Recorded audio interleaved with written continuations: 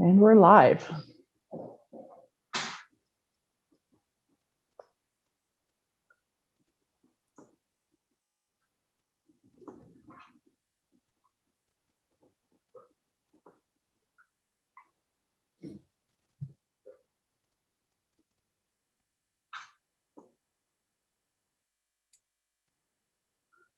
We'll give everyone a few minutes to come in here.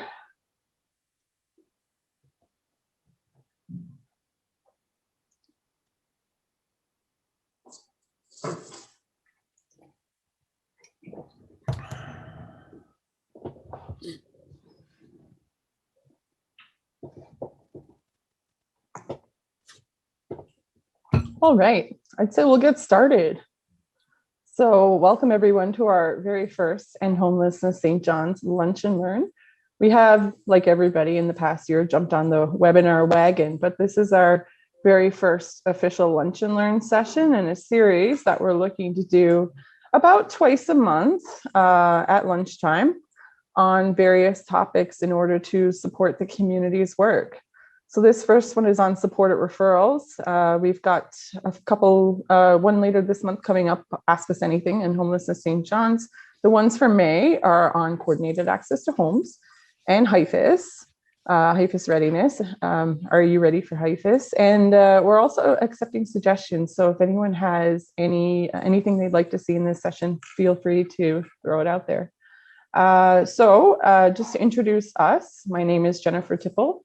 And I'm the Director of Strategy for End Homelessness St. John's. And my co-presenter today is Perry Goddard, the Manager of Systems Coordination. So Perry, over to you. Thank you, thank you. First one is, just a quick recap, skim over today's agenda. Welcome to End Homelessness St. John's, just as Jennifer said. We're going to be touching on sort of what supportive referrals is. The eligibility for both individuals and families, the eligibility of agencies. This is a program that flows through community agencies. The type of expenses and the timelines, and also how to apply. And then we'll be following up with a Q&A. So with that, we're going to roll forward. For some of you, this will be new information. Some of it will be a refresher. If you have comments, questions, by all means, put them in the comment section. There's also a Q&A section. By all means, click on that, and we'll work through those as we draw towards the close of this session. Slide.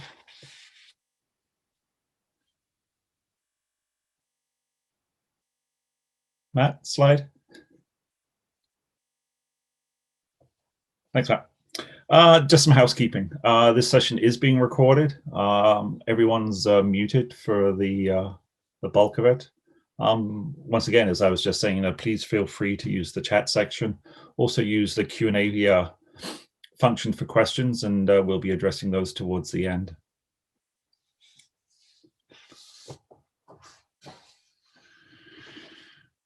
Just in terms of End Homelessness St. John's, we work towards a vision of ending homelessness, and the ultimate goal is for every community member and resident to have a home, not just a roof over their head, but a home and the supports to thrive.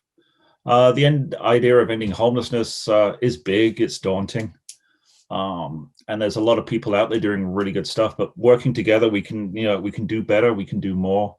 And, that's why sort of our tagline is we can end it. And as I say, together, we can do what we're doing well, even better, and have better results for those that need assistance finding their home. We picked a quote from a survey. We do regular surveys just to get sort of a feedback from the community. We got this comment in 2020. Someone replied, we are able to have significant reduction in the barriers, issues, and eviction risk due to supported referrals. It's an awesome service. And indeed it is. But like any service, we're always looking at it improving. That's why, as Jennifer says, comments and input is always welcome. But it's a great program, and it really has made a lot of difference to a lot of people.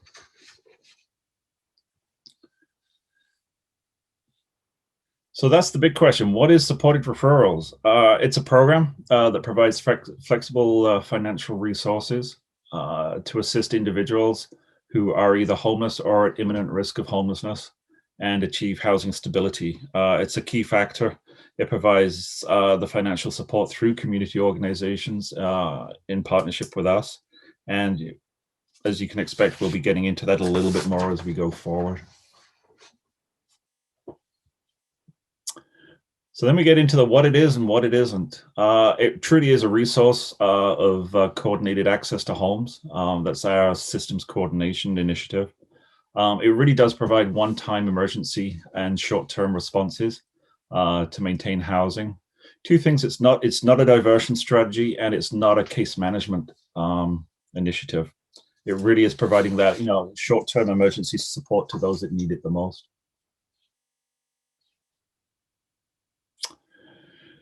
Eligibility of families and individuals. As I say, primarily those experiencing or at imminent risk of homelessness, and we'll be defining that a little bit more later. We require a signed consent in order to share the information that the client provides, and also a completed pre-screener / intake form, both of which are currently under revision, and we hope to be releasing them soon to support this program and others in the community. Imminent risk, as I was saying, it means different things to different people. In terms of the definition we're having, it is at risk of losing their housing within the next 2 months. That can include eviction, and for that, we require the eviction notice or utilities disconnect, sudden loss of income. We encountered, I think, an increase in that due to COVID. A relationship breakdown between family members and partners, resulting in unsafe or unstable housing. Taking that one step further, when there's abuse or violence in the home, whether it's family, roommates, landlords.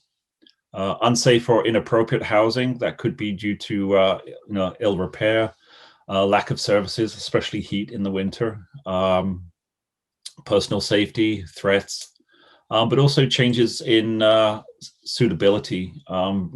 Good example being is where there's a sudden change in family size, it may require relocation or other supports in terms of mobility. So these are the sort of things that are eligible under supported referrals. And as I say, these funds flow through partner agencies in the community. And in order for that flow and that relationship to be established, we need a signed MOU or agreement with the organizations. This is something that we're actually, once again, revising, and we hope to have those filled out soon. The organization must be community-based and must be able to pay directly. Supported referrals is a reimbursement program, but under there's always those exceptions in rare situations, and we consider those one-on-one, and occasionally we will advance funds, but that's fairly rare. Eligible expenses, they include, the fact that the agency must have exhausted existing services and supports. Expenses must be approved prior to the expense being incurred. We'll be going through sort of the flow and the process just shortly. Expenses must be paid by the partner organization and then reimbursed by End Homelessness St. John's. And documentation must be provided. That's sometimes a challenge when we're first working with organizations to determine eligibility, but we really do need that complete documentation both at the front end and the back end.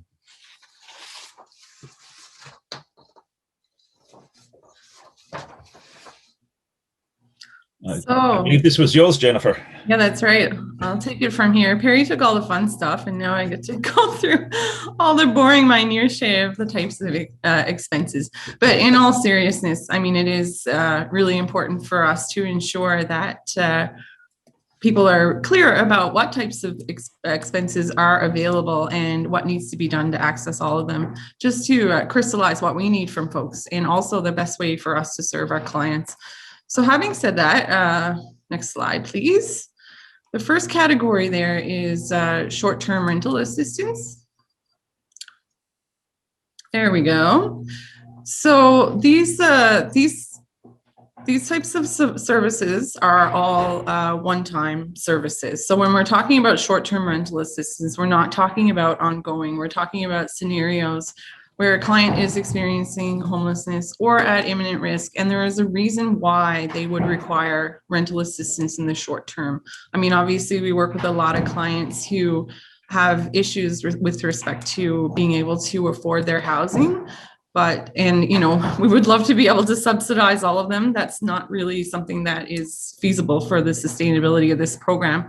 So here we're looking for recent or short-term changes in circumstances, such as we saw a great example earlier this year when folks were transitioning between income support and CERB. A lot of people were left with a couple months where they actually had zero income. So that's a place where supported referrals can jump in and help. So it's time limited as per our Reaching Home directives. That is within our federal government guidelines, usually 1 to 3 months. So what we would require for that is a signed lease or intent to rent, if applicable, the monthly rental amount, and also the sustainability plan, because we don't want to put our clients into situations where they're unable to maintain that housing after the short-term rental assistance is over. And the documentation with the claim form, obviously, we would require proof of payment to the landlord. That's all. And I apologize if anyone's picking up any background noise. Like I said, this is our first Lunch and Learn. And we actually just realized it overlaps with what do you call it? A shimmy hockey game that's going on in the gym next door. Like, okay, lesson learned. Next time we do Lunch and Learn, if there's a hockey game on, I'm going to stay home that day. So hopefully there won't be a lot of interference. Rental arrears. Actually, maybe I'll just plug in my headphones. That'd probably make it better. 1 second there, folks. So when we're talking about rental arrears, everyone can hear me? When we're talking about rental arrears, the difference between that and short-term rental assistance is that rental arrears have already been incurred. So folks are at imminent risk of homelessness because there are existing rental arrears, and they need to be able to pay those arrears in order to stay in their current housing. So it's not eligible in situations if the landlord says, well, even if you pay the rental arrears, you're not going to stay here. Well, that's not really ensuring the individual's ongoing housing stability.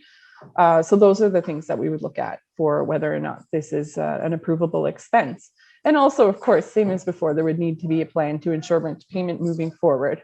So the same as before, we would require a signed lease if applicable. We would require a proof of imminent risk. Usually that takes the form of an eviction notice from the landlord, amount of arrears, and a sustainability plan. And same as before, the documentation would be a proof of payment to the landlord.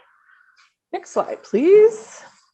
Utilities arrears. This is actually our, I should have had a quiz at the beginning to ask folks, what do you think is the highest, the most used categories? So utilities arrears is actually the highest per dollar value category in supported referrals that we have.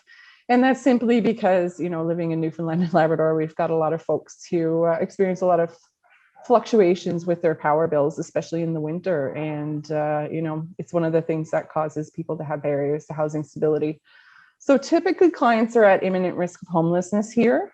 In that they've incurred rental arrears that they can't afford to pay off. And even if there is other payment options, such as a redirect through income support or an NL power payment plan or equal payment plan, sometimes even those options just aren't feasible. Like the individual could be decades paying that off in some cases. We will also consider old arrears. By old, I mean like if the client was previously housed elsewhere and lost their housing for whatever reason, and they're unable to set up a new Newfoundland Power account because they have outstanding arrears on a previous property, we will consider those as well. And of course, there has to be a plan, again, for utility payments moving forward. In some cases, some of those rickety old houses downtown, I honestly don't know if there's any way that people can live in them sustainably if they're not able to have good heat retention. That's another story. But certainly it needs to be sustainable for the client.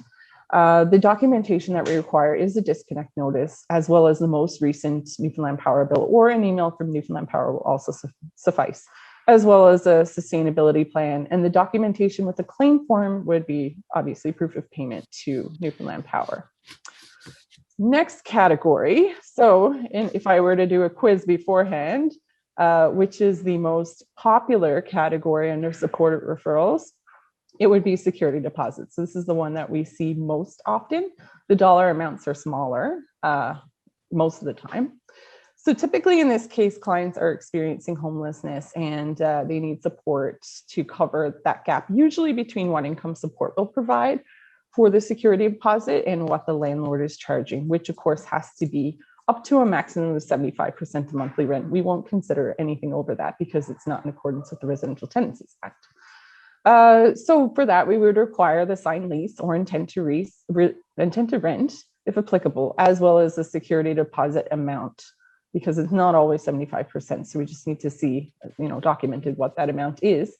And documentation with the claim form is, again, proof of payment to the landlord.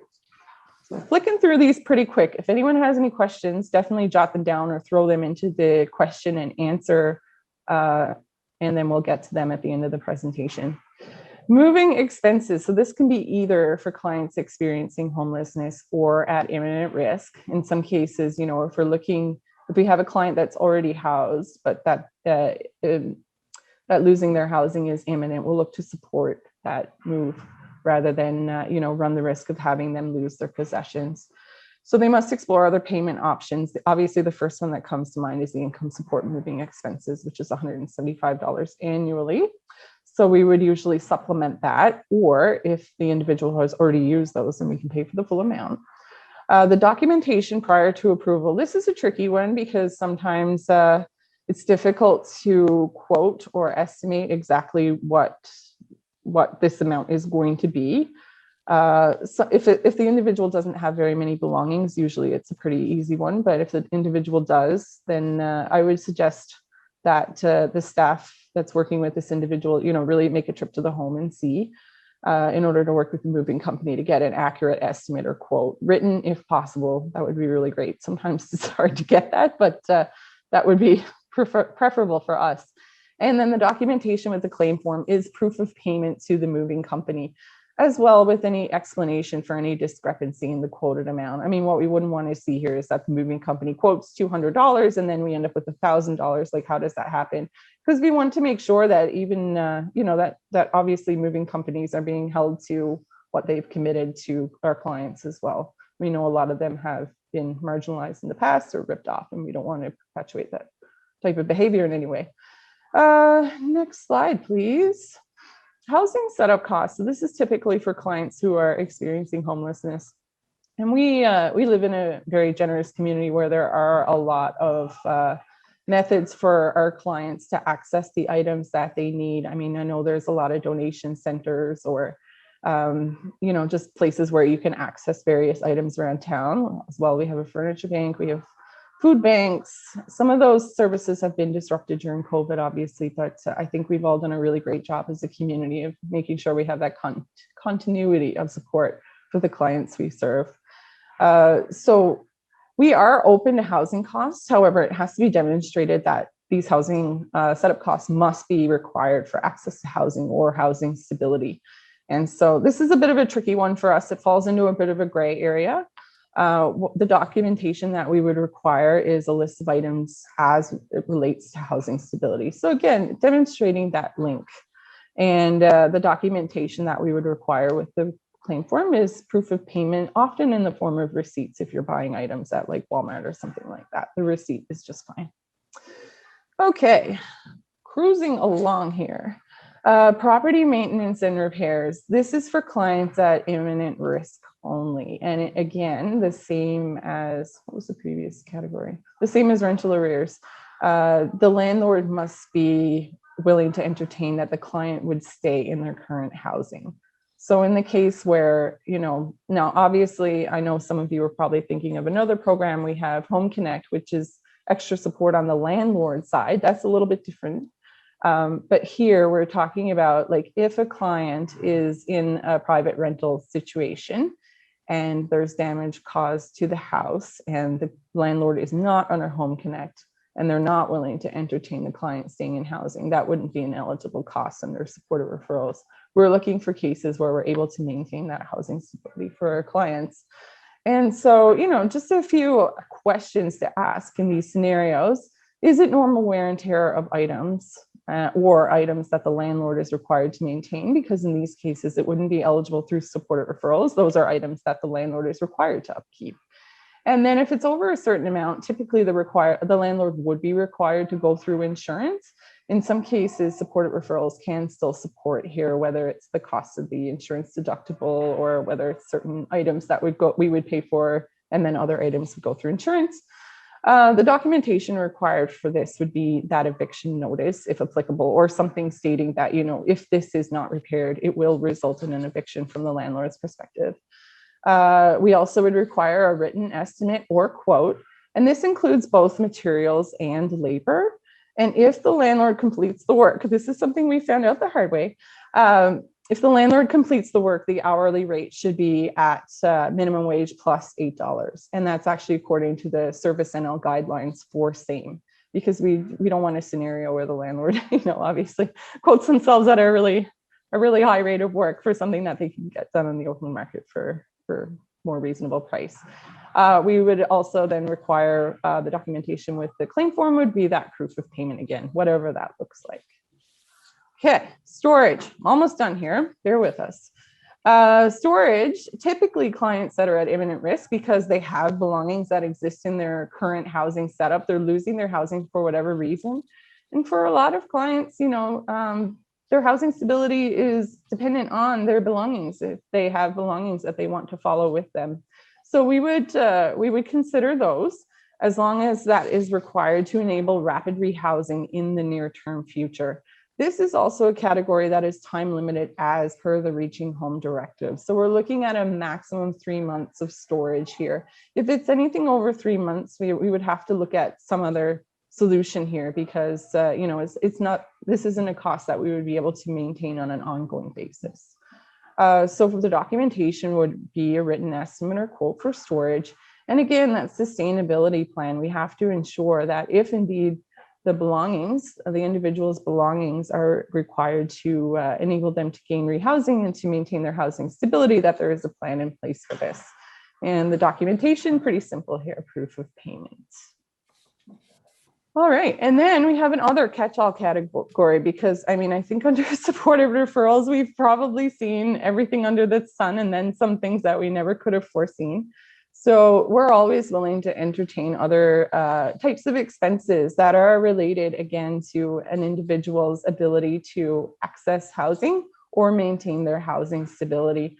I'm hesitant to even include some examples here, but types of things that we have seen, for instance, pet-related costs. We know that some folks experiencing homelessness are even hesitant to access housing if it precludes them from being able to keep their pet with them. And we certainly empathize with that. We're a big pet loving team here at End Homelessness St. John's.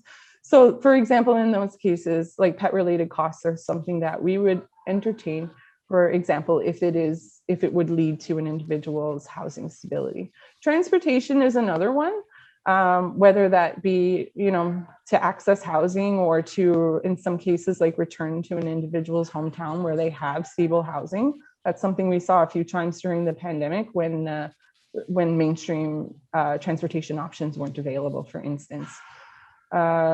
So the documentation, everything here really depends on what it is. This is where you'd really have to chat to our staff and see what the client's needs are and how it relates to their ongoing housing stability.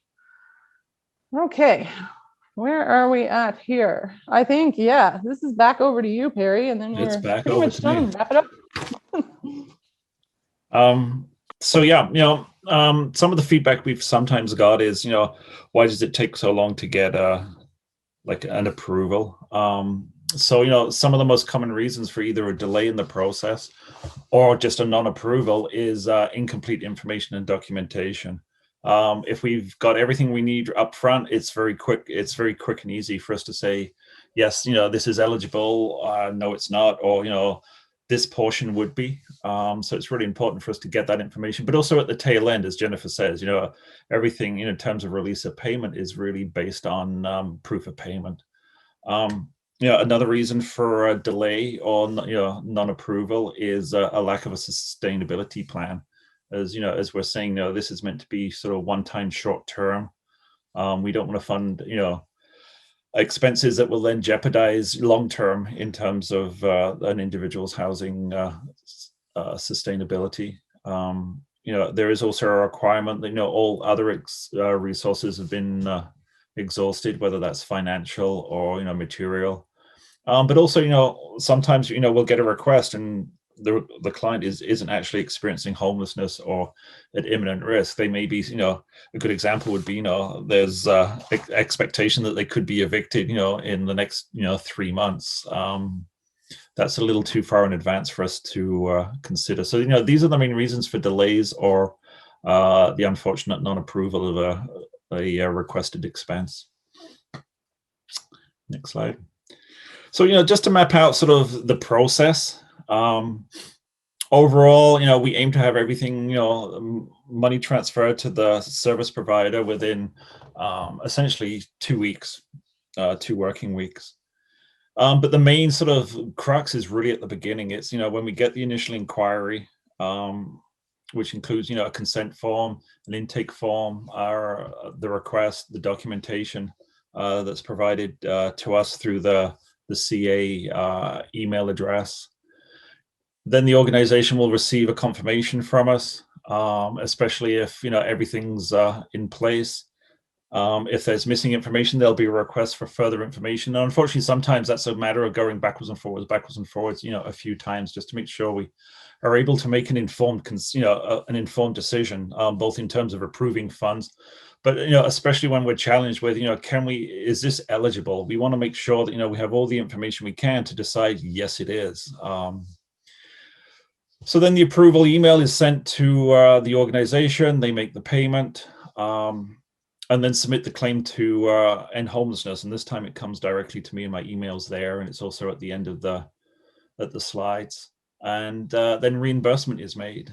So yeah, target is, within 14 days. Whenever we can make it sooner, we love to, and we're constantly looking at ways to improve. So, in terms of that initial inquiry, we've now developed sort of a form email that goes out with the acknowledgement. That's just a prompt. These are the things we need to save you time, save us time. And if we can, speed this up, then the individual knows they have housing security much faster than they would otherwise. And then the big question is, how do you apply? It's an easy step. You just go to our website, to the community portal. The password is End Homelessness 2020. And if you forget this, the slides will be available once they're uploaded. And, once again, the coordinated access email for the main part is up here, and as indeed is mine, which is for the claims when you submit them. Or indeed, if you have any questions at any time, if there's a question you didn't ask in this presentation or you think about afterwards, just email me. I'm more than happy to respond to your inquiries.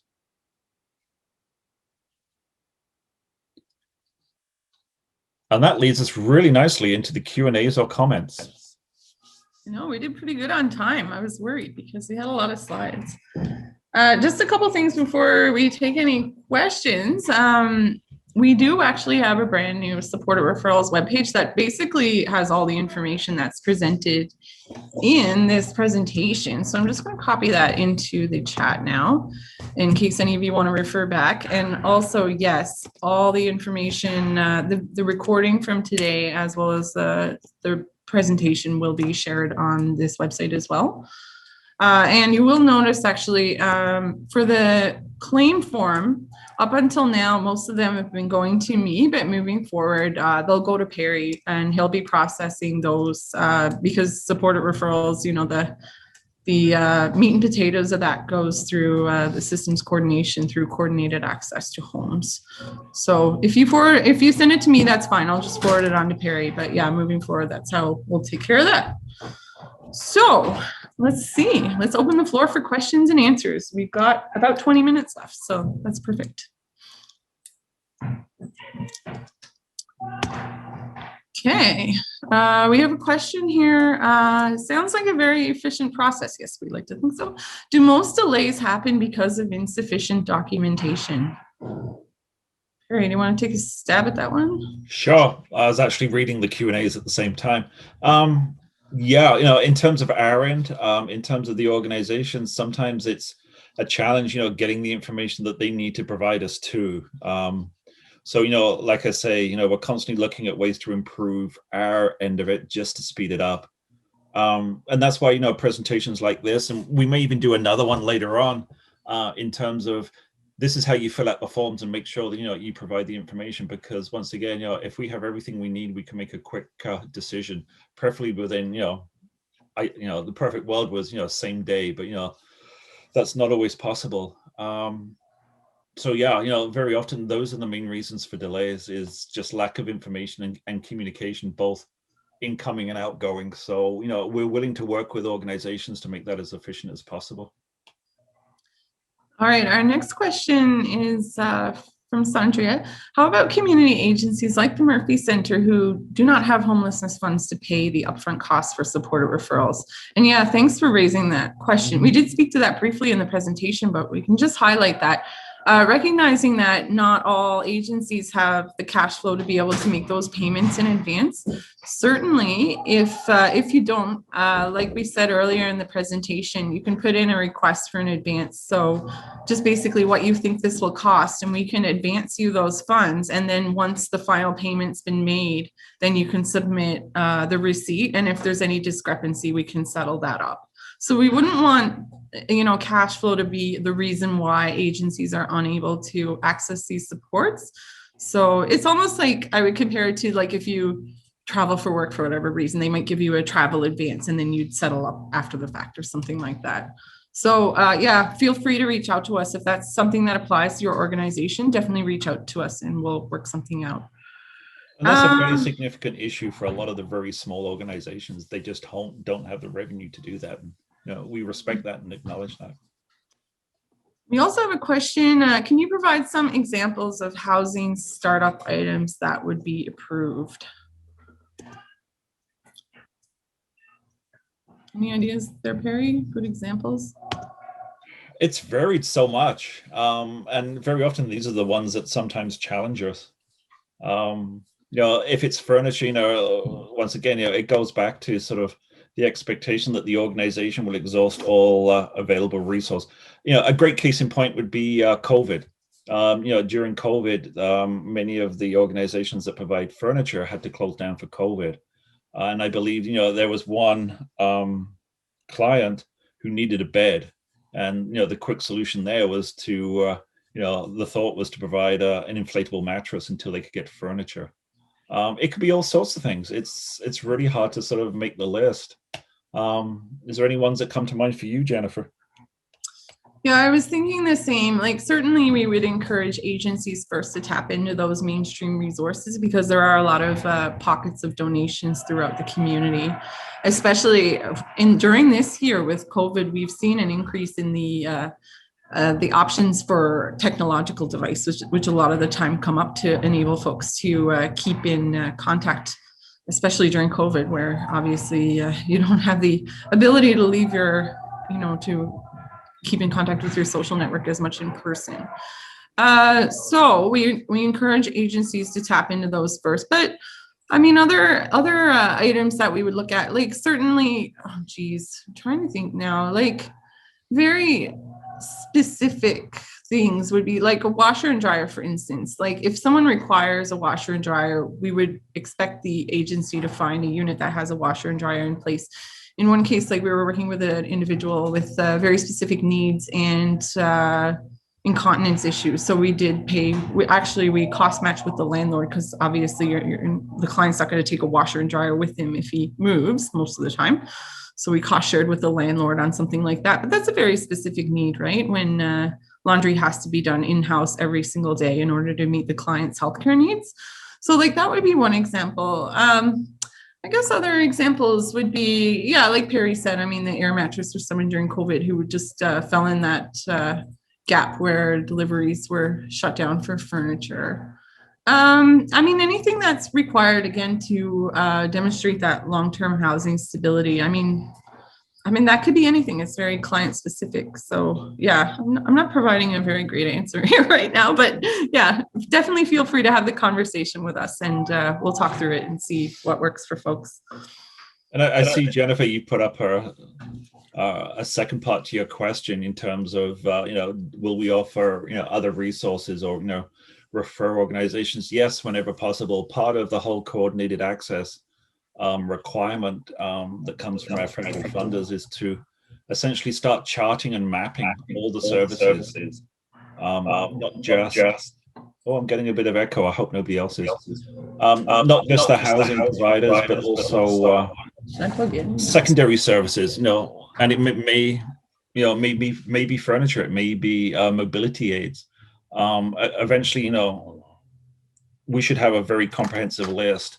And, I think, as you say in your question, some organizations know that, and by bringing people together through a coordinated structure, then, we can share those resources. Because very often it's just a matter of asking the right person.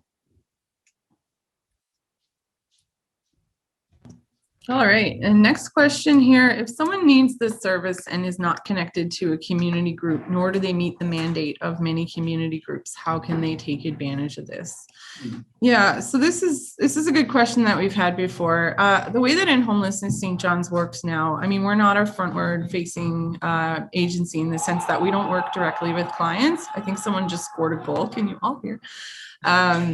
So yeah, because of that, like, we really want to be able to expand our reach within the entire community. And this is where the value of coordinated access to homes really comes in, because it's ensuring that, if an individual or family experiencing or at imminent risk of homelessness presents anywhere in the community, that they're receiving that same treatment and access to all the services through coordinated access to homes. So if they present at agency A versus agency B versus agency Z, that they do get those same services.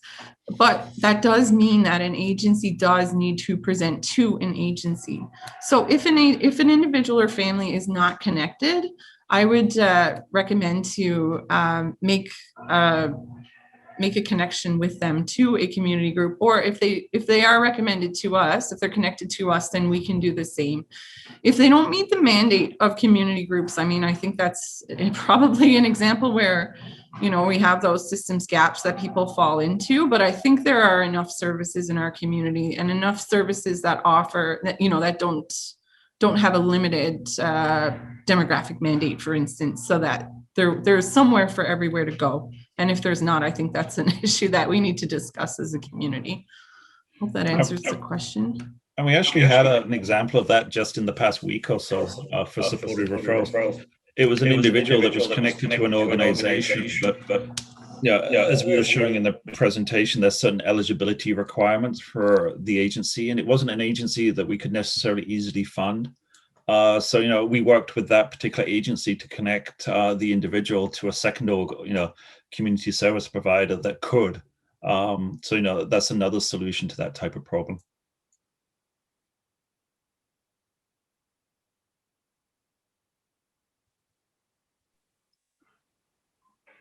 All right. We've got about 11 minutes left for questions. And we'd love to make sure that we use all your time. We've got a bunch of people on the call here, so no question is off limits. We want to make sure that people have the ability to ask anything that they need to know. And there is also an option in the Q&A that if you want to remain anonymous, there's a little box you can check as well, I believe. I can't see that on my side, but I know I've been an attendee at this kind of setup before. So don't be shy. And as I said before, if you don't want to ask a question now or you think of one later, just shoot me an email by all means. Oh, here we go. We got a couple more questions now. Oh, that's a good one. Mm-hmm. Do you want to take that one, the first one? We're actually in the process of doing that. We know who we work with, but we're actually mapping it out, and that's part of identifying the gaps. Sorry, Perry, I just realized we didn't read the question out loud for anyone who didn't see it. So the question is, do you have a list of community agencies that you work with? Sorry, Perry, go ahead. No, I was thinking, oh yeah, everybody can see this, and then I realized you can't, just as I was talking. So no, thanks for that, Jennifer. So yeah, we're building that up. Like I say, part of the requirement is mapping. And it's not just, the immediate housing providers, it's those that provide furniture, it's those that provide food, it's those that provide clothing. It will take time to develop this, but we're certainly working towards that with our partners. Absolutely. All right, next question. Do you have an idea of how long these funds will last? I'll jump in there, Perry, if that's okay. By all means, do. So in Homelessness St. John's, our federal funding actually goes in 5-year increments. So we're in, geez, what year is this? COVID makes me lose all sense of time. We're in our 2019 to 2024 community plan. So at least until the end of 2024, we have a robust budget available for supported referrals. And as I mentioned, if we were to do a quiz, which are the most common expenses, which are the highest in terms of the amount of funding, we track all that stuff. And we've also tracked it with respect to how COVID has affected that. And we received some extra COVID funds as well. So some of those funds will be directed into our supported referrals budget to kind of accommodate that bump in the increased access to supported referrals due to the pandemic. So to answer that question, it'll be at least until 2024. But really, I think what we've seen is that the need for these funds, like flexible funds that are not available elsewhere in the community, is pretty essential to enabling folks to access and maintain housing. And that's something that in Homelessness St. John's, that's kind of in our wheelhouse, is being able to perform those functions. Like that's going back to what I said about us providing frontline services. Like there's a lot of games in town that are doing that and doing that so well. We don't need to do that. We'll work with the folks who are doing that, but this is something we can do that other agencies wouldn't necessarily be able to do. So as long as the demand exists for for supported referrals, and we can demonstrate that, I'd say this is something that would continue as long as our federal funding continues. And I'd say, given where we're at, homelessness is not an issue that's going away, certainly not at the federal level anytime soon. I'd say there's a pretty good chance we'll be able to sustain those funds, into, at least 2027, 28 is the year that the feds have said so far. And I'd say even beyond that. I'll take the next one, mainly because I've read the two that come after this. So I'll do this one. Yeah, sure. Do you want to read it out? And the question is, should we send along a letter of advocacy along with the referral, or is the referral enough? The referral, does ask, what's needed and the rationale for it. And I would say 99% of the time, that's more than sufficient. Even with full information, there's always a rare occasion where we may contact you and just ask, just to clarify a couple of things. But as long as you're providing the rationale in a clear, concise way, that's very often enough for us. Thank you. Okay, next question. Are there options available for low-income homeowners? For example, property tax arrears.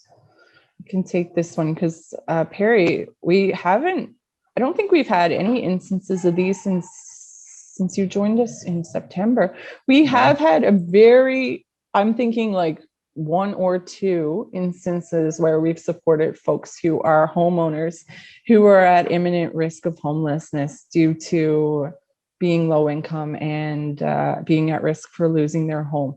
Obviously, that looks different when you're the homeowner because you're not going to give yourself an eviction notice. But there are some cases where you can demonstrate that in the absence of intervention, you will lose your home.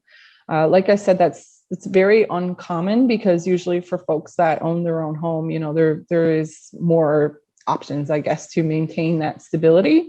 But if in fact someone has a case, they're working with a client that is a homeowner who is unable to maintain their housing in the absence of an intervention, by all means, reach out to us and we'll try to figure out if there's a way that we can support. I hope that answers that question. All right. Do you want to take the next one, Perry? I'll give it a shot. The question is, if someone's main cooking appliance was damaged when the pipe burst in their home and was not covered by the landlord, can that be part of property maintenance, repairs, housing, and setup costs? That would be a tricky one because if it's a landlord-tenant relationship, that really is the landlord's responsibility. And then, the second part of that question would be, will it be better to ask the client to apply for this directly or through an agency? As we were saying, supported referrals is really a partnership with community agencies.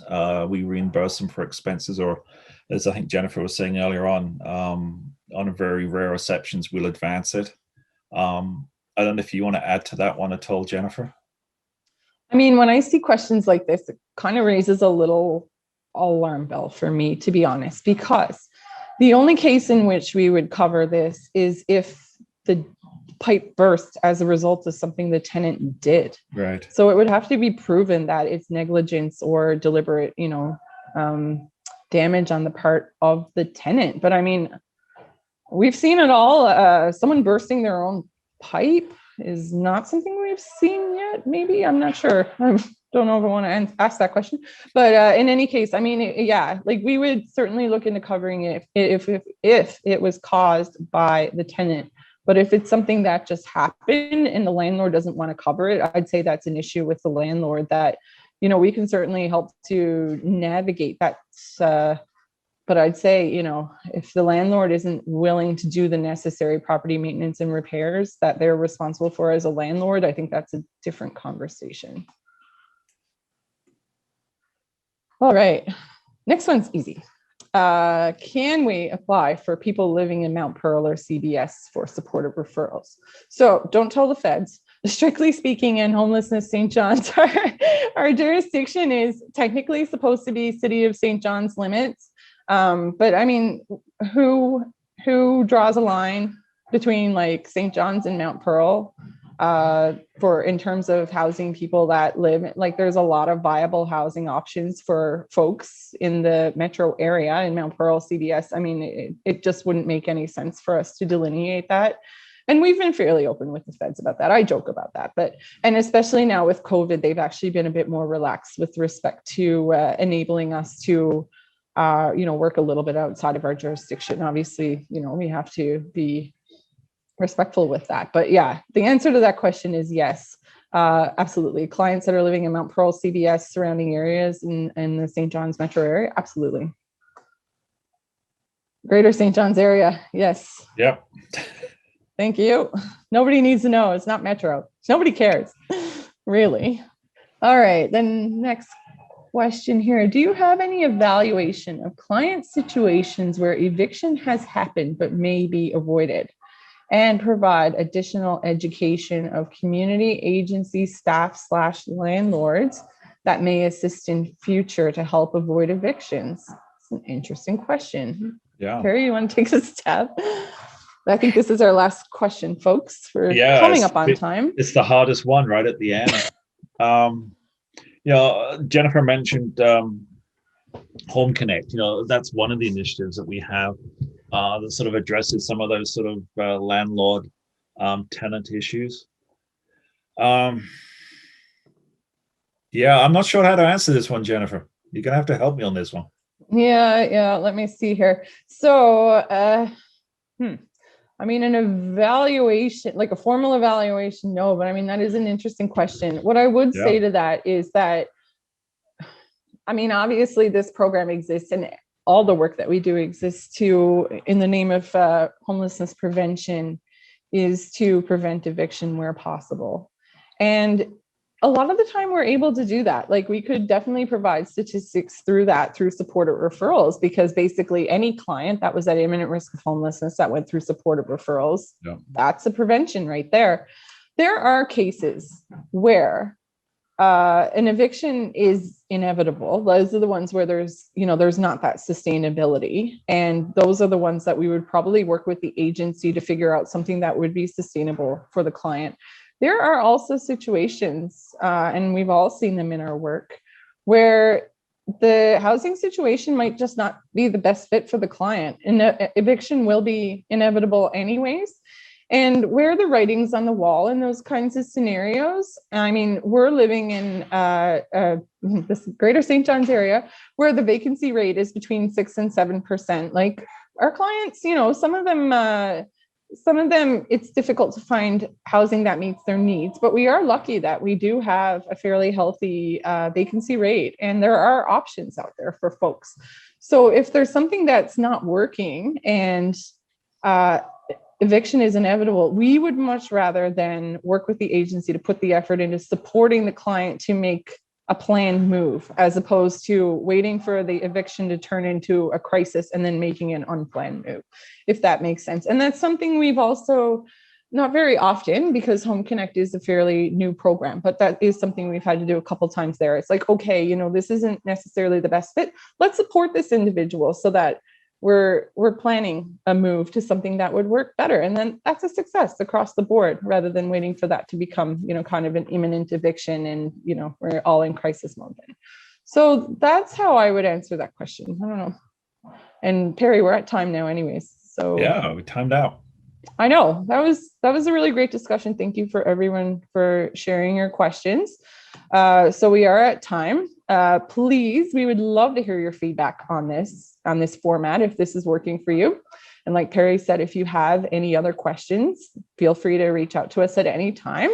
And the last thing I am going to do is just share that new supported referrals link that's in the chat there. And we'll have that linked on our website as well. So thank you all for attending today. It's I hope this is the start of something really great for folks. And like I said, we're happy to have any feedback and suggestions that you have. Thanks again, and enjoy the rest of your day. Yep, thank you.